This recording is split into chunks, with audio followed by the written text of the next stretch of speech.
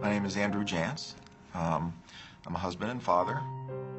My background, as far as my career, was in publishing. That career sort of imploded when I got sick. My name is Kira Van Gelder. I am 36 years old. I started cutting and burning myself pretty regularly when I was 14.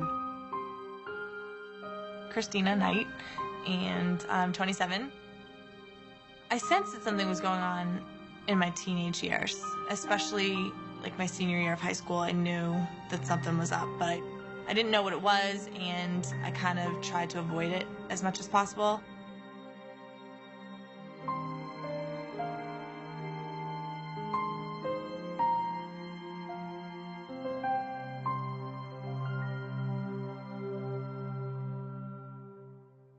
Borderline personality disorder is really a serious illness that we do currently now understand as a medical disorder that probably affects about 1% of the population. The criteria for this disorder can be grouped into three subsets: those that have to do with emotional instability, those that have to do with behavioral instability, and those that have to do with interpersonal instability. People with borderline personality experience emotions more intensely. Someone can say something to me and I can have a severe reaction, and then 2 minutes later I can have another completely different severe reaction. And so it's just constantly, in the course of a day, it's incredibly exhausting. You also find a real pattern of a lot of interpersonal problems. They tend to be, on the one hand, very dependent and clinging, and on the other, rapidly enraged and rejecting. The hardest part for me was when she was acting out in a behavioral way that was really angry. You can't have interpersonal relationships if you're not emotionally stable. It's extremely difficult to deal with someone who hates you one day, likes you the next day, and could love you the third day.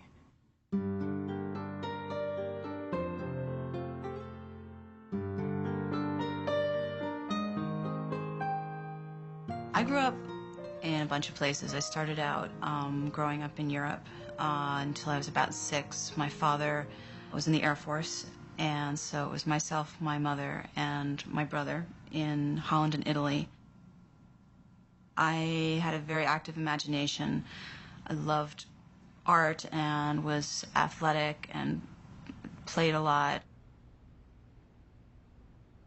When I graduated from college, publishing seemed a natural way for me to go since I was a bookworm and loved books. And so got into publishing and began to sort of climb the ladder. I had a good job, nice wife, had 2 beautiful children, bought a beautiful Victorian in a nice town. I had it all. And I remember one day I was raking leaves in the front yard, and here I was in my early 30s, and people walking by were thinking, look at this guy. He's got everything, And I was conscious of that. I felt fortunate. A lot of people in my life, or just people that I would meet, I'm sure, and I know this, they thought that I had everything together. They thought that everything was perfect because that's how I appeared to the world. I appeared as someone who had everything going for them, and that I was under control of everything, and that I had all these goals.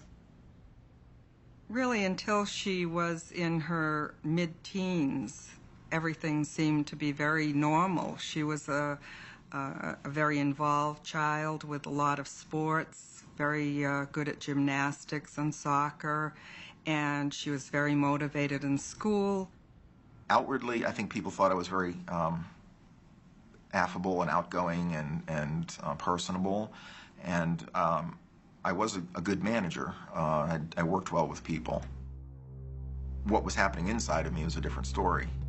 That began to get worse and worse. One of the things that happened when I was 6 was my parents had divorced, and we had moved from Holland to Massachusetts.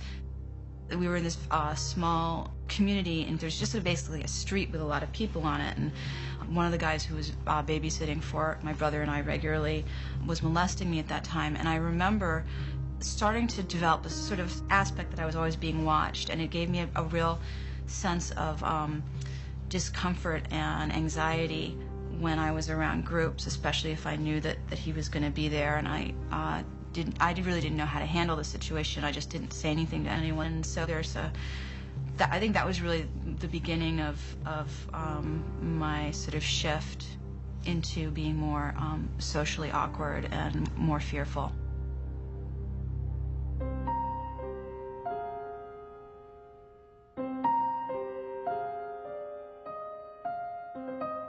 There was a sense of not really knowing who you are. I mean, I think there had always been sort of a chameleon-like character in me. I was always sort of being who other people wanted me to be or who they expected me to be. And I felt that in the morning it was almost like I had to sort of zip on my suit and tie, you know, put on this persona of you know, confident manager and go into work. And I'd sort of just get through the day. And then afterwards, walking to my car in the garage, it was just like a total deflation. I felt totally depleted. Like I had given everything I had just to get through the day. And by the time I got home, I had nothing left for my wife and kids.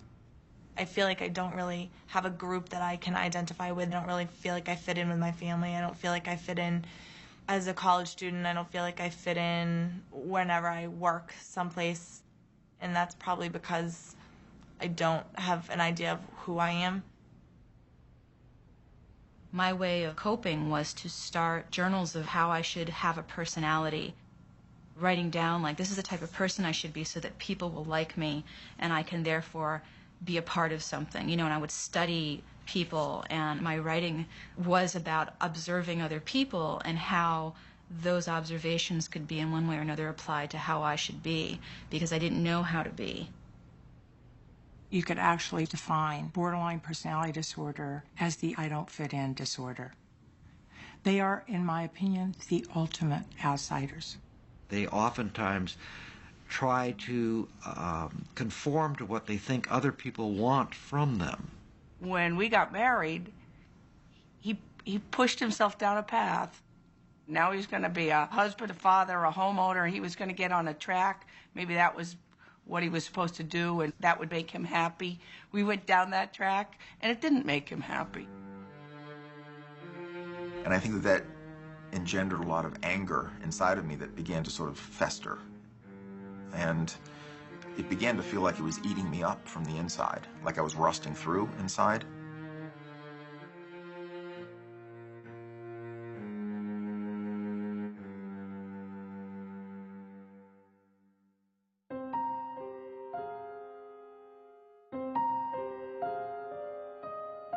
I remember one time when I was in 9th grade, actually, and I had finally made a friend. And this was like a friendship where we were spending time together, and I was so happy. I mean, it really, and my relationships with people tended to be so intense, and I didn't really know how to kind of just have casual friendships. I was like, you know, you're my best friend forever and ever, you know, and probably the 6 months, 8 months of our friendship, this young woman lost a lot of weight and went through this transformation. You know, her sort of moving up the social ladder and hanging out with the kids who were cooler and prettier and whatever. And when she did that, I found that I was unable to accept what she had done. I ended up sending her a letter written in my blood.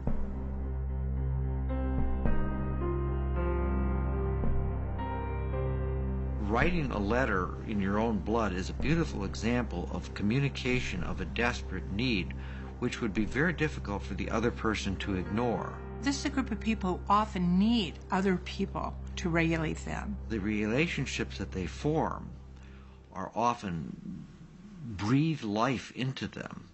And therefore, if the people who are regulating them in some way are getting ready to leave them, it can feel like a life and death proposition. Absences or separations from those relationships, once they're established, are catastrophic in their significance. Like I don't exist myself.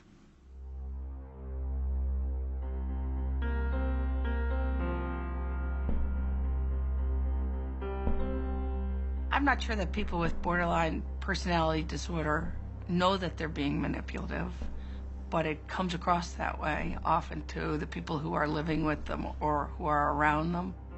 Sometimes for the family members, it's almost like walking on eggshells.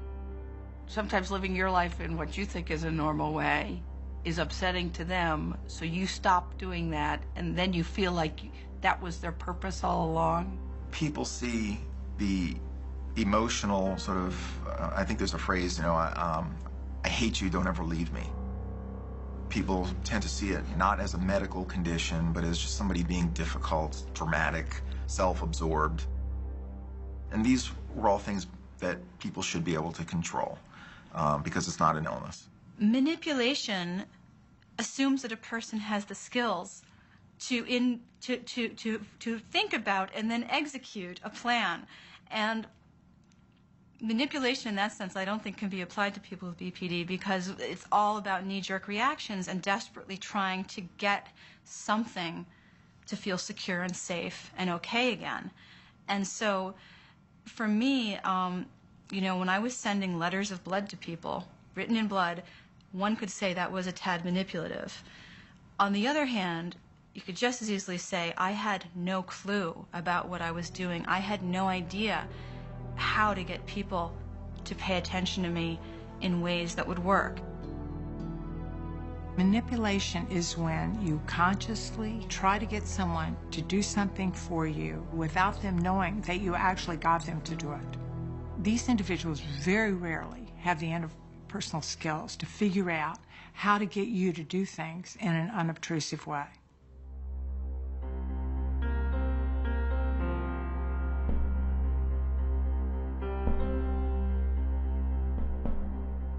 I began to lose a sense of connection with my wife and kids.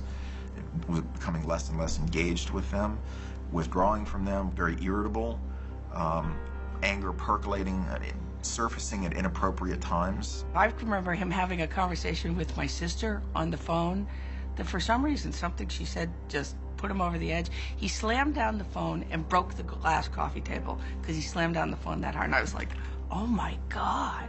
Another time I remember practically, I was trying to get dressed for work, and something minor was getting me angry, and something like trying to take my suit off a hanger, and it got caught.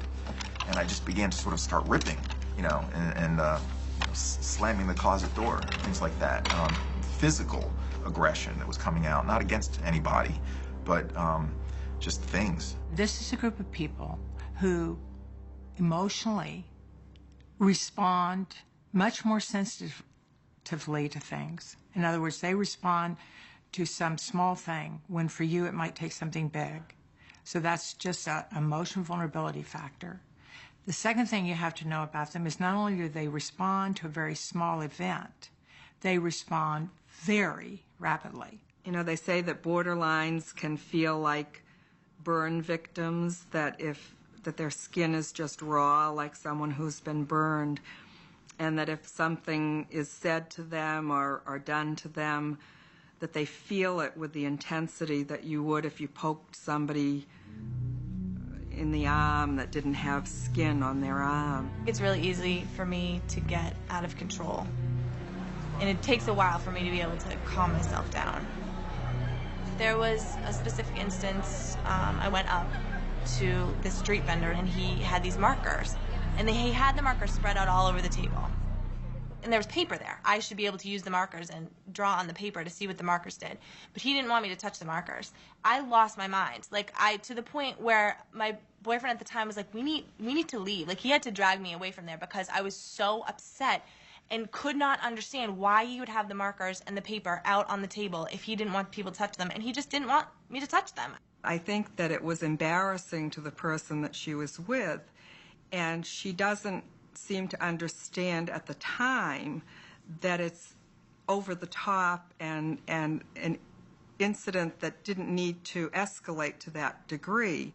I got so heated about it so quickly that I felt like I didn't have any control over it. And I obsessed about that for days afterwards. And I told the story to, like, so many different people just to justify that I was right in the fact that I should have been able to use the markers.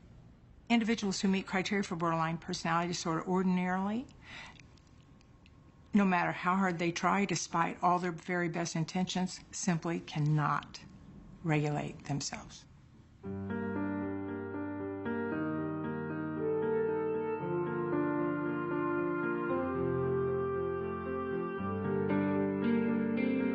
I would make relationships with people based on these really sort of, these behaviors that were self-destructive. There was always sort of like the getting high or the doing something dangerous.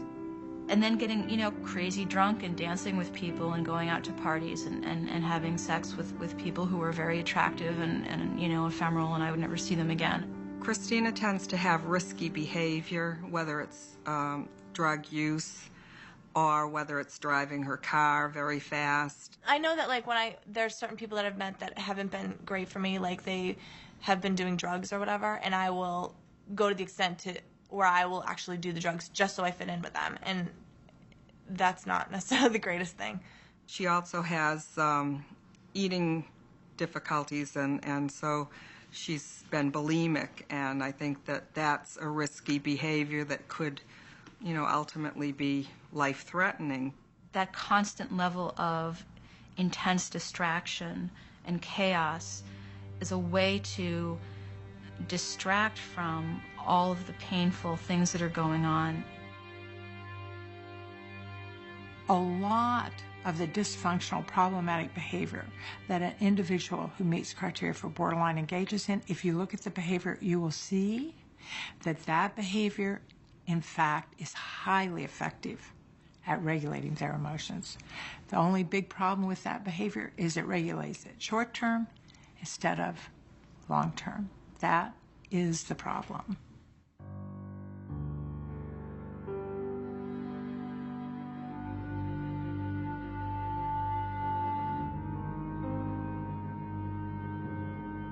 I started cutting when I was 14. I had become infatuated with another student and was rejected.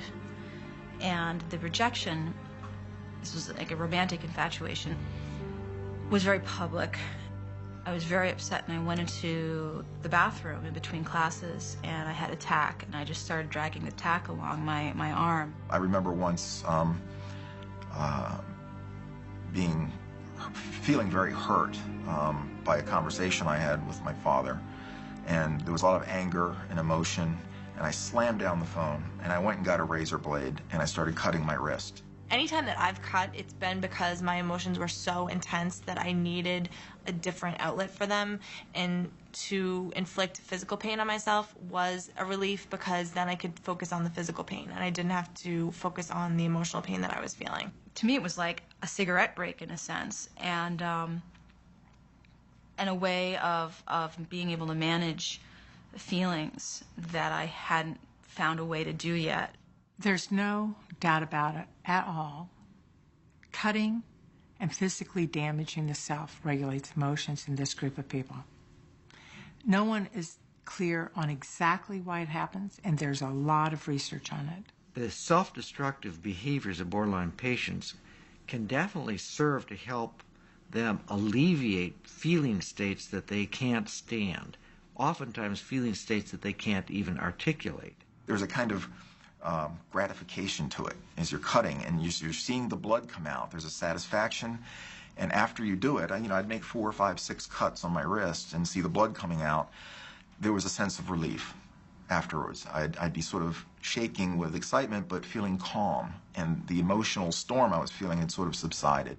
He would come down to me and go, "Look," and he'd have blood down his arm, but he'd have this look like he almost felt better now. On the perfectly pragmatic side, the reason it's a bad idea is it means that you never solve the problem that generated an emotion in the first place. So it becomes like taking drugs. It's a way to avoid, distract, or get out of something, but it isn't a way that makes you look at it and figure out how to solve it. Long term, you cannot be a parent, you can't be a successful person, you can't be at work and say, okay, oh yeah, right, I don't solve problems, I cut. Okay, I'll cut. You'll have to leave meetings. You have to leave your children somewhere. I mean, how in the world are you going to live your life if this is how you solve your problems?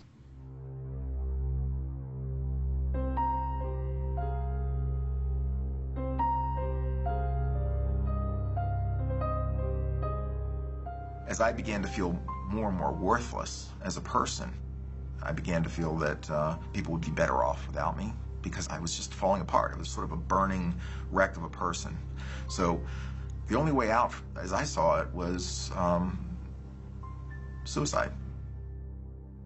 The thing that started happening is I wasn't able to live with what was inside of me and what I was dealing with around me. I felt very powerless. So I started going into my parents' liquor cabinet and drinking from all the bottles. I began to think about it more and more, and it became almost like a little seed that started growing, and suicide became more and more of an infatuation. And all of a sudden I found myself listening to 9 Inch Nails, Smashing Pumpkins, Pink Floyd, a lot of real kind of dark, you know, the Downward Spiral by 9 Inch Nails was basically an album about somebody's self-destruction. And I used to listen to that, and it was, you know, it really spoke to me.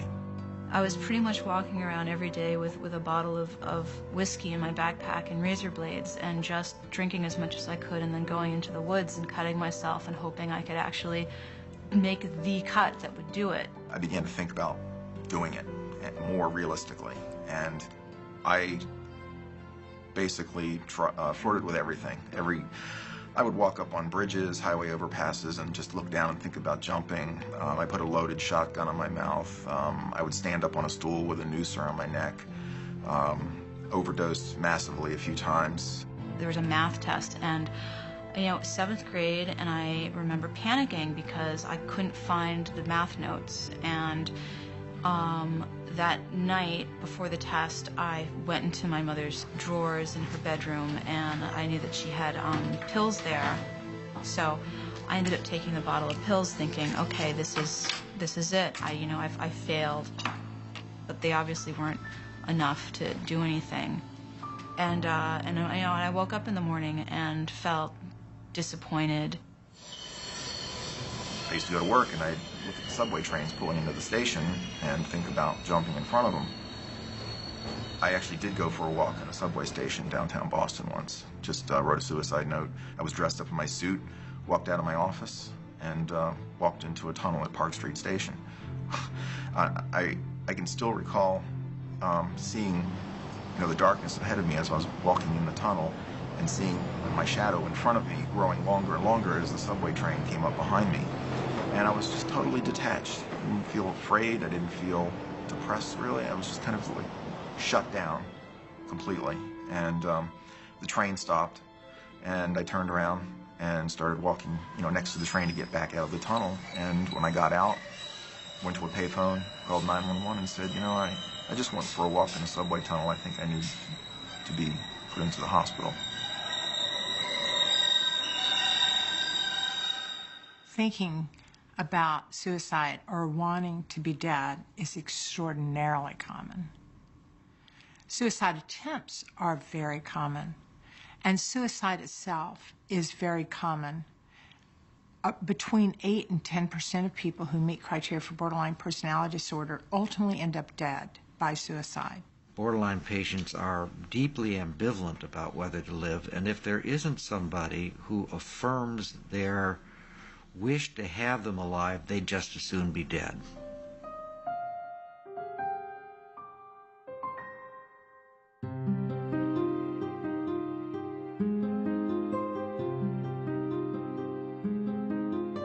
I had to drop out my second semester.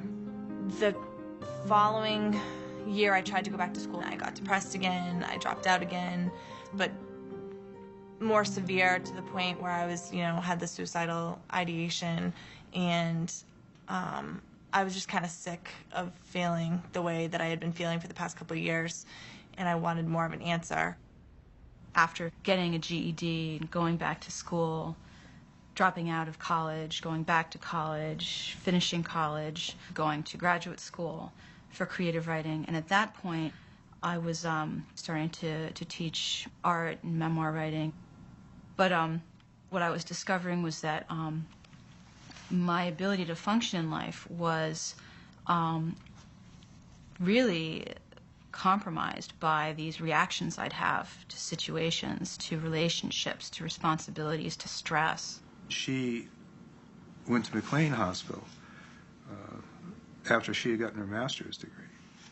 And she had climbed out, but she had achieved a goal in her life, and then everything fell apart. Everything fell apart. That was when I really saw what could happen to her. I came in with a very serious list of complaints, which was that I couldn't keep a job, I couldn't tolerate being in relationships, they were too painful, that my emotional life was out of control, and I, was crying and reacting all over the place, couldn't drive a car because I couldn't think straight, and I thought people were chasing after me, and that I was constantly feeling suicidal. Just my perceptions were very skewed. I couldn't see things clearly. I had no sense of who I was. Well, the staff doctor that was treating me came in and told me, I think that you have borderline personality disorder, and I immediately thought that that meant I was on the borderline between like sanity and insanity or something. And he said, no, that's not what it is, and he kind of explained to me the criteria. Do you find that you fear abandonment, and we'll desperately try to avoid it at all costs? And I was like, yeah. And he said, well, do you find that you're really emotionally labile, and you up and down and change, and you're sensitive to the things around you and rejection? And I said, oh my God, yeah. And just sort of checked over the there's 9 criteria, and stormy relationships, and when people do you idealize people, and then when they disappoint you, do you value them? And by the time he got to the 9th one, he's like, do you experience paranoia when you're under extreme stress? And yeah. And everything he said to me was like, oh, I have that, I have that, I have that. So that to me was like, oh, there is something out there that explains this. People with the disorder more commonly than not find it a great relief to be diagnosed. It's like looking in the mirror is a common phrase. It's like, oh my God, I'm something. And the something is understandable. Somebody could actually understand me. And if they understand me, maybe I could understand me. Maybe other people are like me, which means that I'm not so alone. I am not different from everybody in the world. I'm not an outsider every single place I am. And also, there's an enormous relief that there might be a treatment. Borderline personality disorder is an eminently treatable disorder, and patients can be helped. And with good therapeutic resources, patients have a good chance to get better. There are many therapies which are appropriate and helpful for borderline patients. There are the individual psychotherapies, there are psychosocial therapies which include family interventions and group therapies, and there are medications. Psychopharmacological treatment is an auxiliary treatment that is helpful in many cases.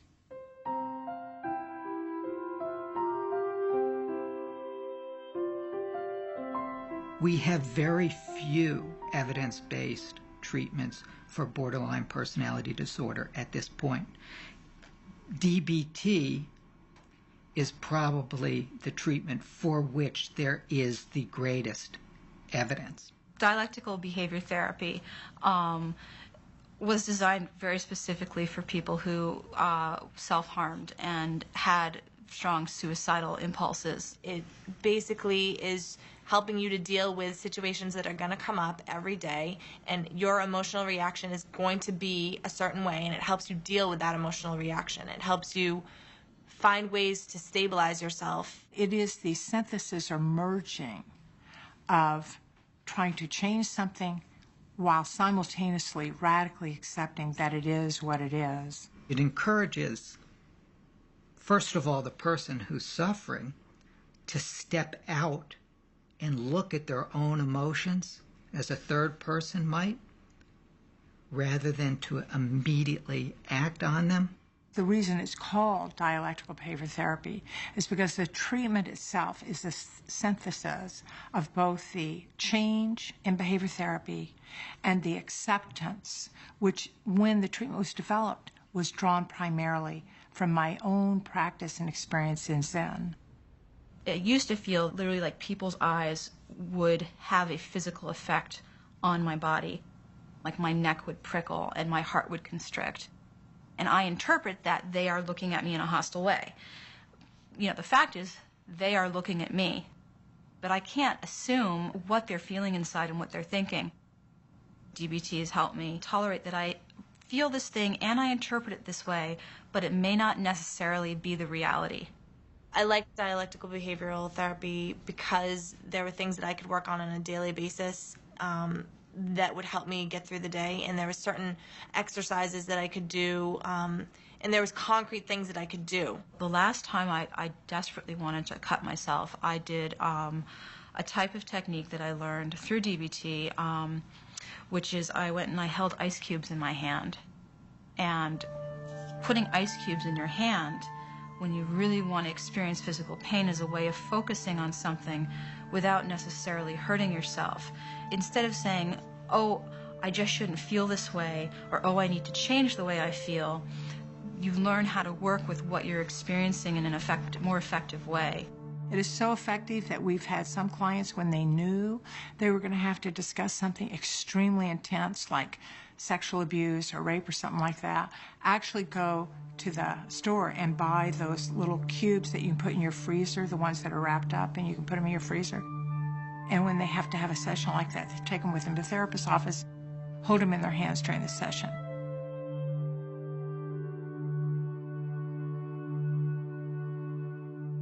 The other forms of treatment which have been empirically validated include a transference focused psychotherapy, which is a derivative of the early psychoanalytic treatments and focused much more on the importance of interpretation and understanding the ways in which oneself, the borderline patient, distorts their views of other people and of themselves. It tries to bring about an integration of the patient's concept of self and of the patient's concept of significant others. When I got into therapy, I began to open up and to talk about all kinds of things that were bothering me, and one of the things the therapist would try to do is to dissect a particular incident to see if there were triggers that would set that off. And I also participated in group therapy in the hospitals because all the sort of walls came down and the pretenses and all these things that you sort of erect around yourself in the outside world. And people are very open and honest and are willing to talk about very intimate and upsetting things. It's very important for patients or their families who are troubled by borderline personality disorder to find clinicians who are knowledgeable about this and have experience with it and want to treat them. To seek treatment from people who don't have those qualifications is likely to make the patient worse.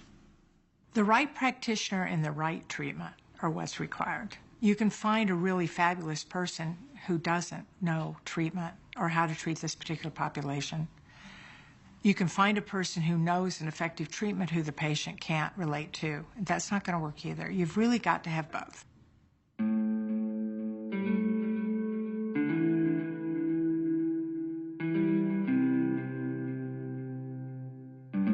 When I was first diagnosed, I thought that it was basically all my fault and that it was an environmental thing and that I should be able to, fix it myself. And then later, when I started going to these conferences and learning more about the disease, they came out with studies saying that there are chemical and biological reasons for this disease. And so that, to me, was a huge relief because, again, I felt like, oh, there really is a reason for this. It's not just because I am not dealing well with situations. It's not just because I'm not working hard enough to feel better. It's because I have chemical things wrong in my brain. Borderline personality disorder, for sure, has a predisposing biological base. And whether somebody gets the illness depends upon the environment. In that respect, it's not unlike diabetes or high blood pressure within traditional medicine. Take an interaction with another person, for example. We're sitting here talking. I see your face. Well, in the brain, there's two pathways. One, directly to the visual cortex that shows me the actual image of your face, so I have a mental picture of it, but also a second pathway that goes to what's called the limbic system, particularly the amygdala, so that I can assess the emotional impact of your face. And these two are integrated in terms of my appraisal of you and then, of course, my behavioral response to you. One of the most interesting findings is the finding that the amygdala, the area of the brain that signals danger and fear in borderline personality disorder, seems to be overactive. So that a face that a non-borderline person would react to in a neutral way, a borderline person may actually see as fearful. And when you talk to patients, I think what you hear is they experience other people as angry, critical, and hostile towards them, when indeed, in many instances, that may not be the other person's intent. While the amygdala, the part of the brain that signals danger, is overactive in borderline personality disorder, the prefrontal cortex, the part of the brain that's responsible for higher order thinking, which can inhibit the behavioral response to this alarming signal, seems to be underactive. It doesn't surprise me that people's brains are actually wired differently, that Andy might have kind of an ultra sensitivity to things that create, to emotional things too. I think over the past 10 years that as we've come to understand the physical component of mental illness, people have begun more and more to think of it as a real illness as opposed to just somebody, having emotional problems and they're unable to deal with things and, come on, snap out of it, that sort of thing. Although we're just beginning, in a sense, like Columbus leaving the port, we're beginning to understand some of the neural circuits involved in various aspects of this dysregulation.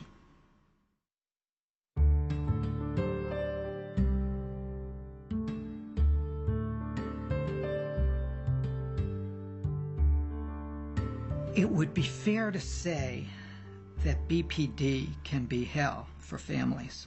Having a person with borderline personality disorder as in your family is devastating. There's something in the nature of this condition and in its symptoms that can draw, not only from families, but from trained clinicians, unhelpful responses. From my experience, the most common response of other people who are around people meeting criteria for borderline personality disorder is that their response is shape up. If I had known about BPD at the time of her adolescence, I think I would have been much more attuned to the fact that she reacted very quickly to things that were things that she disagreed with. It was a huge, what appeared to us, overreaction and then an inability to regroup. So I think that was a big sign that I missed because I didn't understand what that would have to do with mental illness. They know the person is emotional, but they don't know why. And they really don't have the fundamental understanding that the person is actually doing the best they can. It's important for me to get all the emotions out that I'm feeling, because if I don't, then I obsess about them and I pick myself apart and I think about every interaction that I had with every person that I interacted with, and I can make myself crazy thinking about, did I do this wrong, or, did that person like me, or did they not like me, or... The real tragedy for the individual is they say, I can't regulate it, and the other person says, yes, you can. So, of course, then they start feeling worse about themselves, thinking that they can, but they just don't want to. What really helped me was when I realized that it wasn't about me, that I wasn't necessarily what she was angry at and the target of it, but that I was just there to be somebody that she could vent all of this feeling that was about something else. So I don't know if you remember the comedian Gallagher. And Gallagher used to smash watermelons and things, and the people in the front row would have to put on raincoats or something to cover them up because they'd get splattered with all the watermelon juices.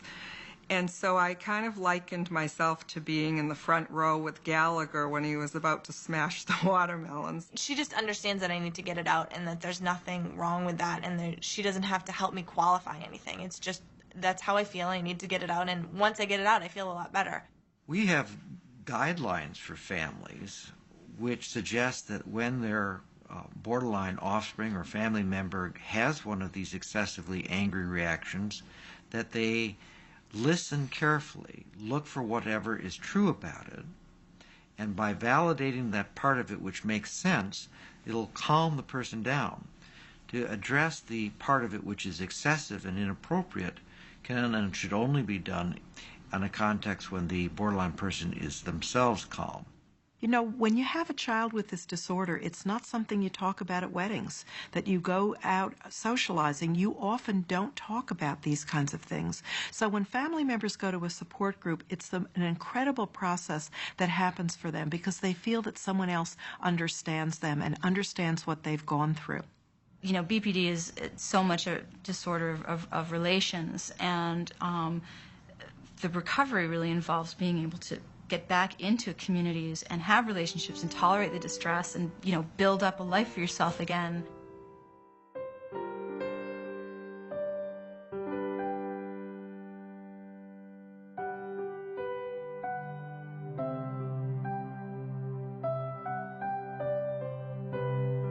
I've found that insurance doesn't want to cover borderline as the initial diagnosis, that oftentimes you need to be given a different diagnosis, an Axis 1 diagnosis, such as bipolar, and that will be accepted for insurance. Regrettably, families may have to strengthen themselves to fight insurance companies when they do wrongfully deny coverage for what is indisputably a medical disorder. There's an effort to find brief treatments that will get these patients going. That's an illusion. These patients need long-term treatment. I think it's important for families to recognize that the first no from the insurance company shouldn't be the last word on the subject. The key thing to recognize about borderline personality disorder is you can't decide not to treat it. The insurance companies have to come to grips with this particular reality. The saying we won't pay for the treatment doesn't mean they don't pay for the treatment. They do pay for the treatment. Somebody pays for it. Because when you don't give them treatment, they show up in the emergency room and no one can kick them out of there. When they get to the emergency room, they often get on an inpatient unit. That's extraordinarily expensive care.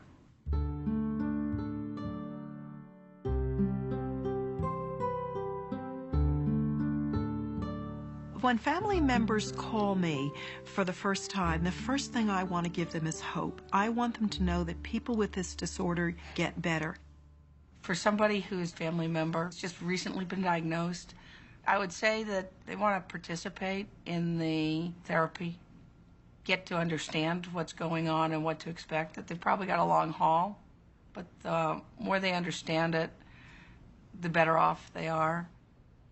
Borderline personality disorder is often called the good prognosis diagnosis, and that's because people get better. People recover from this disorder. They manage their lives in effective ways. They have children. They have careers. People with this disorder have a remission, meaning that their psychopathology is greatly reduced within a couple of years, and when that happens, it's sustained. Relapses are not common. The emotionality that they have, the tendency to react quickly, will probably always be there, but you can build a corresponding tendency to be able to regulate. The payoff is that rather than having short series of intense, volatile interactions with people, you're probably going to go through a dry period where it feels like there's no one around, and then things start building.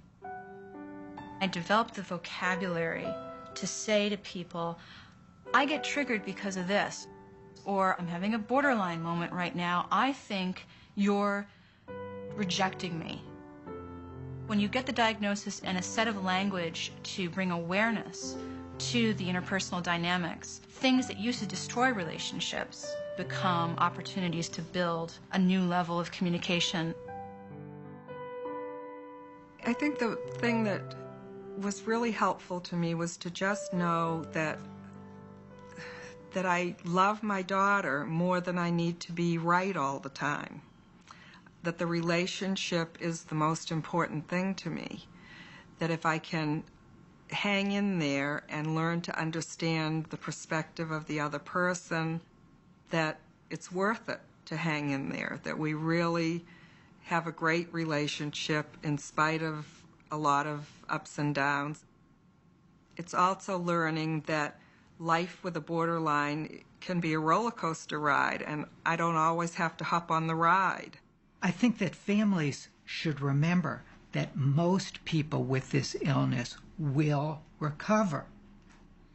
In some instances, it will take time, and that this really is not a sprint, but a long-distance race. There's this crucial element that I think is so important, which is the will and the desire to confront what's going on with yourself and believe that if you confront it and you get help for it, things are going to be so much better. And I can look back now and see that I'm much better off today than I was when I was trying to do things on my own. But it takes an awful lot of trust and faith in the people around you to admit to having something that's so stigmatized, and then to put yourself in their hands and say, please help me.